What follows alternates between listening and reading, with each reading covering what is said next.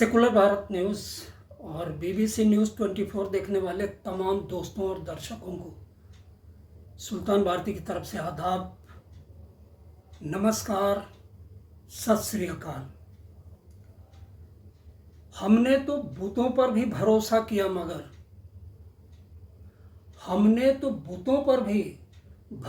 किया मगर अफसोस वो पत्थर थे खुदा बन नहीं पाए। उम्मीदें जो हमें अगली मुसीबत का सामना करने की प्रेरणा, साहस, शक्ति और हौसला देती हैं।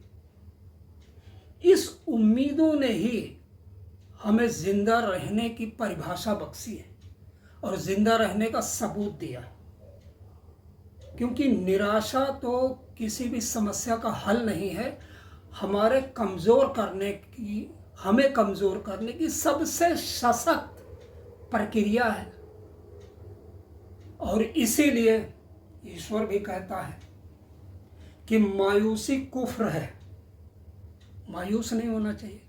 और आजकल हमारी फिक्र किस चीज़ को लेकर है, तो अगर हम इस चीज़ पर देखें तो हमें लगेगा कि हम देश के इत्तेहाद को लेकर चिंतित हैं, सांप्रदायिक सौहार्द को लेकर फिक्रमंद हैं, हिंदू मुस्लिम के बीच बढ़ती हुई खाई को लेकर लगातार चिंता में फंसे हुए हैं।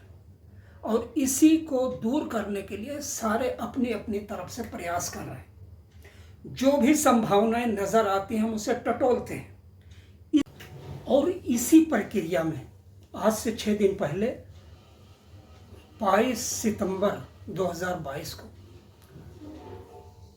मौलाना उमेर इलियासी के आमंत्रण पर विश्वविख्यात शख्सियत और संघ प्रमुख मोहन भागवत और राष्ट्रीय मुस्लिम मंच, जो कि आरएसएस का ही एक मुस्लिम विंग है, उसके सुप्रीमो इंद्रेश कुमार जी वहाँ पर पहुँचे।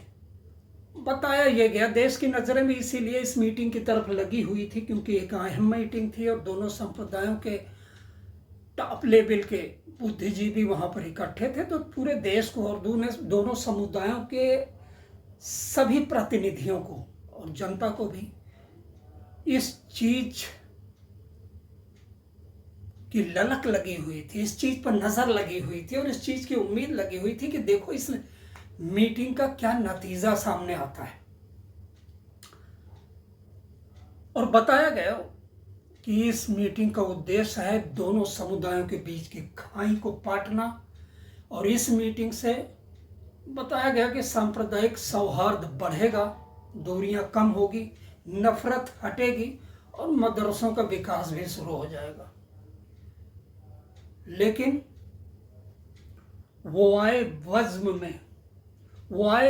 में इतना तो मीर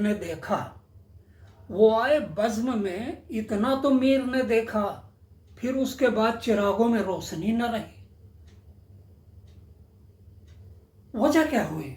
वजह यह हुई कि मकसद जो बताया गया वो तो जनता के कानों तक नहीं पहुंचा। उस पर कितना डिस्कशन हुआ, क्या समुद्र मंथन हुआ, वैचारिक समुद्र मंथन, और कितना अमृत निकल कर आया, इस चीज पर तो किसी की नजर नहीं पहुंची। लेकिन हलाहल जो निकला उसकी शुरुआत भी गजब की रही। जो मेज़बान थे मौलाना उमेर इलियासी साहब, ऑल इंडिया इमाम संगठन के सुप्रीमो, उनका एक बयान जरूर निकल के बाहर आया इस समुद्र मंथन के बाद और इस महा मीटिंग के बाद कि उन्होंने अपने अजीज मेहमान मोहन भागवत को देश का राष्ट्रपिता और राष्ट्र ऋषि घोषित कर दिया। लेकिन बजाय उनके इस सम्मान पर खुश होने के,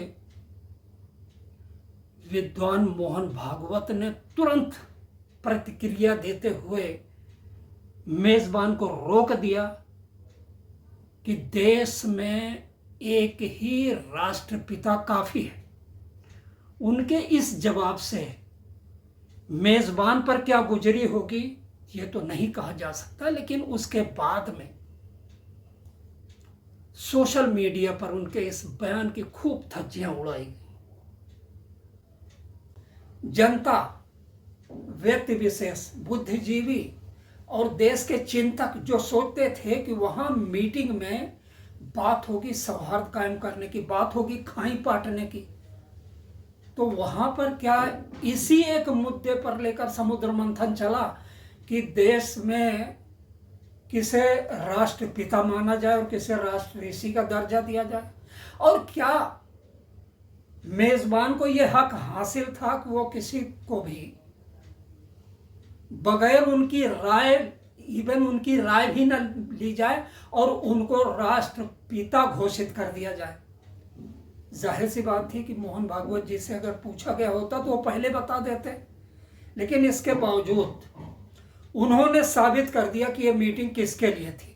न वहाँ खाई पाटने की तैयार थी, क्योंकि इसके बाद अगर खाई पाटने की तैयारी होती, मसाला होता, तैयारी होती और लोग सहमत होते तो ये बावेला ना मचता। और दूसरी चीज कि वो मीटिंग ही इस चीज के लिए नहीं थी कि वहाँ पर राष्ट्र ऋषि कौन है देश का या राष्ट्रपिता कौन है देश का, ये मालूम किया जाएगा।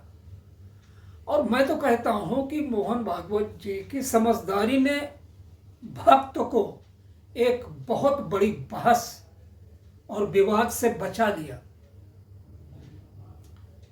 देश की जनता, तमाम बुद्धिजीवी वर्ग, दोनों समुदाय के समझदार लोग और हर कोई ये जानने के लिए तो फिक्रमंद है ही, और एक अनुत्तरित सवाल तो हवा में है ही कि आखिर इस मीटिंग का असली उद्देश्य क्या था।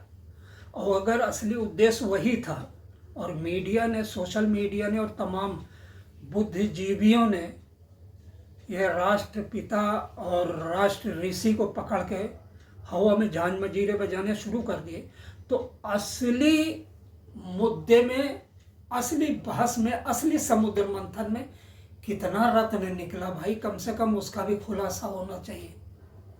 या महज हमारे प्रयासों का लबोलुआब, हमारे प्रयास का लक्ष्य भी राष्ट्रपिता था और उसकी प्राप्ति नकारात्मक रही, क्योंकि बुद्धिजीवी मेजबान ने तो राष्ट्रपिता होने से बिल्कुल मना कर दिया। तो क्या बताएंगे आप कि इसके बाद चली मीटिंग में किस चीज पर सहमति बन पाई? क्योंकि हम सबको इंतजार है कि कम से कम अब देश में सौहार्द कायम हो, देश में प्यार मोहब्बत हो, दोनों समुदायों में आपसी म्यूचुअल अंडरस्टैंडिंग कायम हो और ये सांप्रदायिकता का जो जहरीला धुआं हमारे आकाश पर नजर आ रहा है वो विलुप्त हो जाए। जय हिंद, जय भारत, अल्लाह हाफ़िज़।